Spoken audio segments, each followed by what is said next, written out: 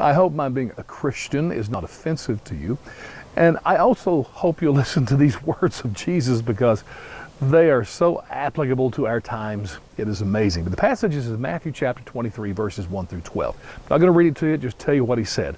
But he was speaking to then what were called the scribes and Pharisees. They were the politicians of his day. They were the experts in the law.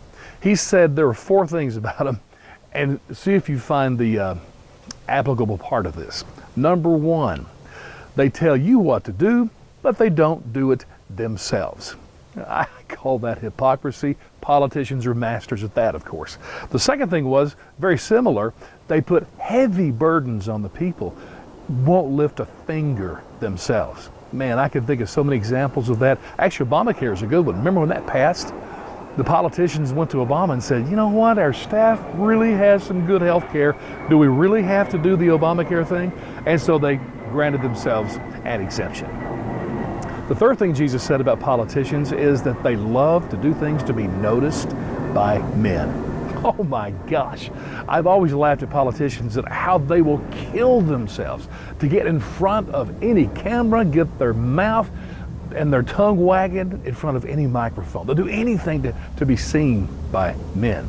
And that was in a day when there were no microphones and TVs. And the last thing he said about politicians or scribes and Pharisees, this one irritates me as much as any. But he says they love to sit in the seats of honor.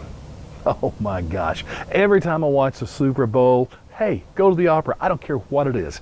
If it's a venue where big things are happening, the politicians always have the best seats. And yet they call themselves public servants.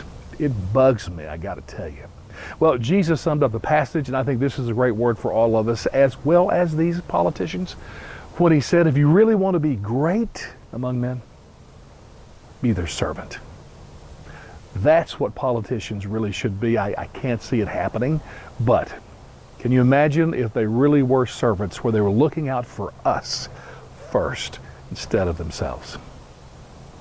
Jesus was right.